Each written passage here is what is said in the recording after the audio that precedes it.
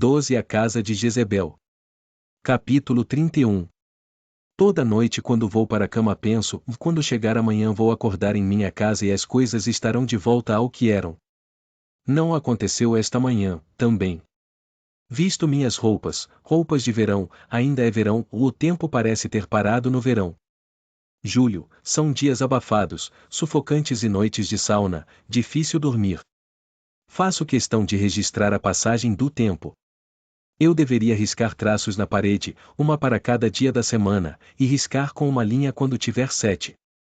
Mas de que serviria? Isso não é uma pena de prisão, ou aqui não há tempo que possa ser cumprido e encerrado.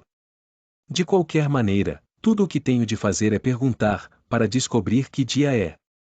Ontem foi 4 de julho, que costumava ser o dia da independência, antes que o abolissem. 1º de setembro será o dia do trabalho, ainda comemoram isso. Embora não tivesse nada a ver com mães, fosse apenas do trabalho, não do trabalho de parto. Mas conto o tempo pela lua. Lunar, não solar. Eu me debruço para fechar meus sapatos vermelhos, são sapatos mais leves nessa época, com discretas fendas recortadas, embora nada tão ousado quanto sandálias. É um esforço me inclinar para frente, a despeito dos exercícios, posso sentir meu corpo gradualmente se travando, se recusando. Ser uma mulher dessa maneira é como eu costumava imaginar que seria ser muito velha. Tenho a sensação de que até ando assim, encurvada para frente, minha coluna se contraindo num ponto de interrogação, meus ossos desprovidos de cálcio e porosos como pedra calcária. Quando era mais jovem, imaginando a velhice, pensava, talvez você aprecie mais as coisas quando não lhe restar muito mais tempo. Eu me esqueci de incluir a falta de energia. Em certos dias, de fato, aprecio mais as coisas, ovos, flores, mas então decido que estou apenas tendo um ataque de sentimentalismo, meu cérebro tornando-se pastel testiculolor, como os bonitos pores do sol dos cartões com mensagens de felicitações ou saudações que costumavam fazer em tão grande número na Califórnia. Corações em papel lustroso. O perigo é a perda da visão periférica, visão cinzenta. Gostaria de ter Luke aqui, neste quarto enquanto estou me vestindo, para que pudesse brigar com ele. Absurdo, mas é o que quero. Uma discussão, sobre quem vai botar os pratos na máquina de lavar louça, de quem é a vez de separar a roupa suja, limpar o vaso ou alguma coisa cotidiana e sem importância no grande esquema das coisas. Poderíamos até brigar a respeito disso, sobre sem importância, importante. Que luxo seria! Não que o fizéssemos muito. Ultimamente roteirizo brigas inteiras, na minha cabeça, e as reconciliações depois. Sento em minha cadeira, a coroa de flores flutuando no teto acima de minha cabeça, como um halo congelado, 1-0. Um buraco no espaço onde uma estrela explodiu. Um círculo na água onde uma pedra foi atirada. Tudo que é branco e circular.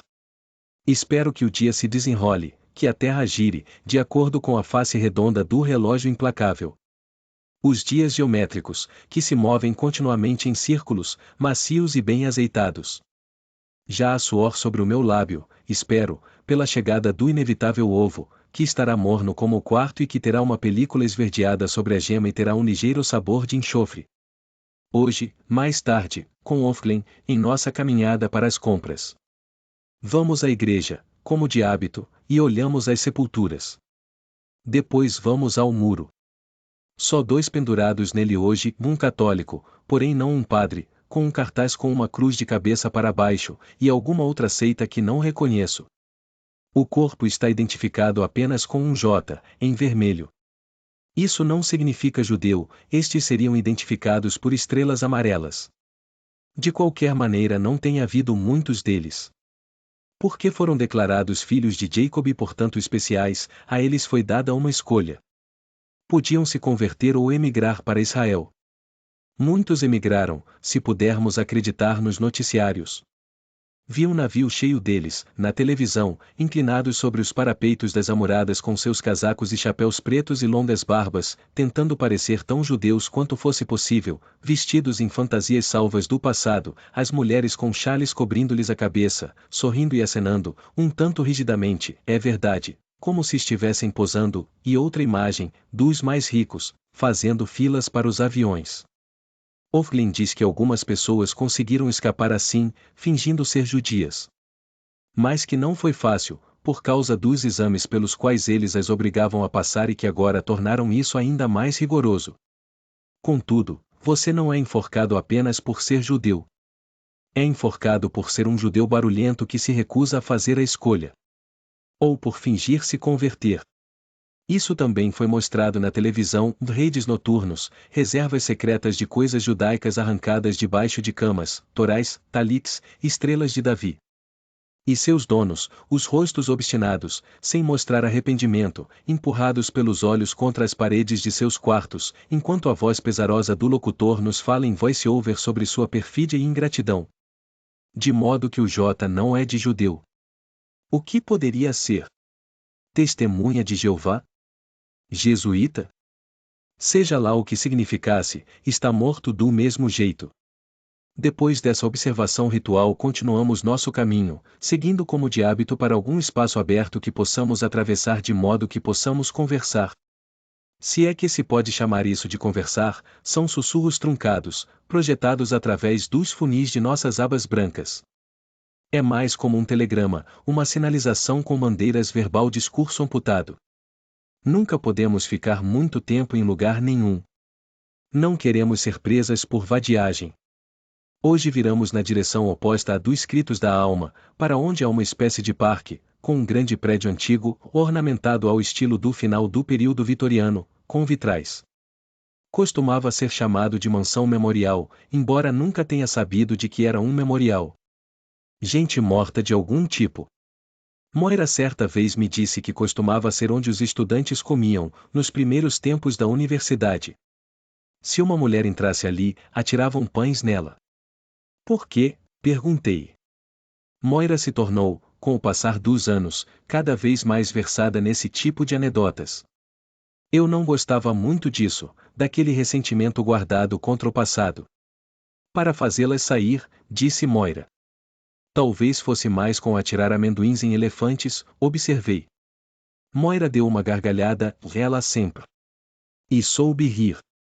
Monstros exóticos, disse ela. Ficamos paradas olhando para este prédio, que é em forma mais ou menos como uma igreja, uma catedral. Ofglin diz, ouvi dizer que é aí que os olhos realizam seus banquetes. Quem lhe disse? Pergunto. Não há ninguém por perto, podemos falar mais livremente, mas por hábito mantemos as vozes baixas. Uma das outras, diz ela. Faz uma pausa, olha para o lado, para mim, percebo o borrão de branco enquanto as abas se movem. Há uma senha, diz. Uma senha? Pergunto. Para quê? De modo que você saiba, diz ela. Quem é e quem não é. Embora eu não possa ver de que utilidade será para mim saber, pergunto, qual é? Maida e o dia de maio, diz ela. Experimentei com você uma vez. Maida e, repito. Lembro-me daquele dia. M.A.D.s. Não use a menos que precise, diz Ofglin. Não é bom para nós conhecermos muitas das outras, da rede. Caso você seja apanhada. Acho difícil acreditar nesses sussurros, nessas revelações, embora eu sempre acredite no momento. Depois, contudo, me parecem improváveis, infantis até, como algo que você faz por diversão, como um clube só de garotas, como os segredos na escola. Ou como os romances de espionagem que eu costumava ler, nos fins de semana, quando deveria estar acabando meu dever de casa, ou como televisão tarde da noite. Senhas, coisas que não podem ser contadas, pessoas com identidades secretas, ligações misteriosas, essa não parece que deva ser a verdadeira forma do mundo. Mas isso é a minha própria ilusão, uma ressaca de uma versão de realidade que aprendi no tempo de antes. E redes. Estabelecer contatos, trabalhar em rede, uma das velhas frases de minha mãe, gira embolorada de tempos passados. Mesmo quando já passava dos 60 anos, ela ainda fazia algo que chamava por esse nome, embora até onde eu pudesse ver tudo o que significava era almoçar com outra mulher. Deixo Ofglin na esquina. Vejo você mais tarde, diz ela. Se afasta suave e silenciosamente pela calçada enquanto eu subo pelo caminho em direção à casa. Lá está Nick, de chapéu torto, hoje ele nem sequer olha para mim. Contudo deve ter estado por ali me esperando, para transmitir sua mensagem silenciosa, porque tão logo sabe que eu vi dar uma última lustrada no Tormentas com tecido acamurçado e se afasta rápido em direção à porta da garagem.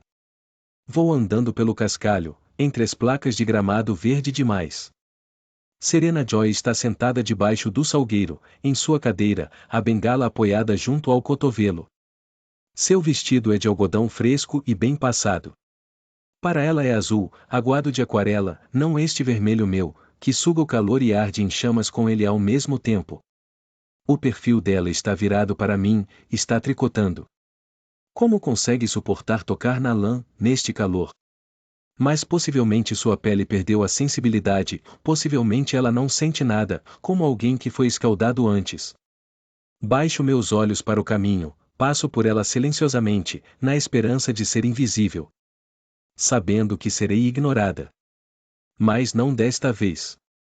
Alfred, diz ela. Paro, insegura. Sim, você. Viro para ela meu olhar de antolhos. Venha até aqui. Preciso de você. Caminho sobre a grama e paro diante dela, de olhos baixos. Pode sentar, diz. Aqui, pegue a almofada. Preciso que segure esta lã. Ela tem um cigarro, o cinzeiro está na grama a seu lado, e uma xícara de alguma coisa, chá ou café. Está abafado demais lá dentro, que diabo, você precisa de um pouco de ar, diz. Eu sento, pondo minha cesta no chão, morangos de novo, galinha de novo, e reparo na palavra de seu praguejar, vá algo novo. Ela encaixa a meada de lã em minhas duas mãos estendidas, começa a enrolar. Estou atada, parece, algemada e envolta numa teia de aranha, isso é mais próximo. A lã é cinza e absorveu a umidade do ar, é como um cobertor de bebê molhado e cheira ligeiramente a ovelha úmida. Pelo menos minhas mãos receberão a lanolina da lã. Serena enrola, o cigarro seguro no canto da boca, queimando, lançando no ar a fumaça tentadora. Ela enrola devagar e com dificuldade por causa de suas mãos gradualmente aleijadas pela artrite, mas com determinação. Talvez o tricotar, para ela, envolva uma espécie de força de vontade, ou talvez até doa. Talvez tenha sido receitado pelo médico 10 fileiras por dia de ponto de tricô, 10 fileiras de ponto de meia. Embora deva fazer mais do que isso. Vejo aquelas árvores perenes e meninos e meninas geométricos sob uma luz diferente, à prova de sua teimosia, e não de todo desprezíveis. Minha mãe não tricotava nem fazia nada parecido. Mas sempre que trazia coisas de volta do tintureiro, as blusas finas, casacos de inverno, guardava os alfinetes e os prendia uns aos outros numa corrente. Então prendia a corrente em algum lugar, na cama, no travesseiro, nas costas de uma cadeira, na luva do forno na cozinha, de modo que não os perdesse. Então se esquecia deles. Eu os encontrava, aqui e ali pela casa, pelas casas, ou rastros de sua presença, restos de alguma intenção perdida, como sinais numa estrada que acaba por não conduzir a lugar nenhum. Reversões à domesticidade. E então, diz Serena. Ela para de enrolar, deixando-me com as mãos ainda engrinaldadas com o pelo animal, e tira o cigarro da boca para apagá-lo. Nada ainda? Eu sei de que ela está falando. Entre nós, não existem assim tantos assuntos sobre os quais se poderia falar, ou não há muito que tenhamos em comum, exceto por essa única coisa misteriosa e fortuita. Não, respondo. Nada. Uma pena, diz ela. É difícil imaginá-la com um bebê. Mas em grande medida as Martas é que cuidariam dele. Contudo, ela gostaria de me ver grávida, afinal terminada e relegada ao meu canto, e fora do caminho, sem mais humilhantes entrelaçamentos de corpos suarentos, sem mais triângulos de carne sob seu dossel estrelado de flores prateadas. Paz e tranquilidade. Não posso imaginar que ela quereria tamanha boa sorte, para mim, por nenhum outro motivo. Seu tempo está se esgotando, diz ela.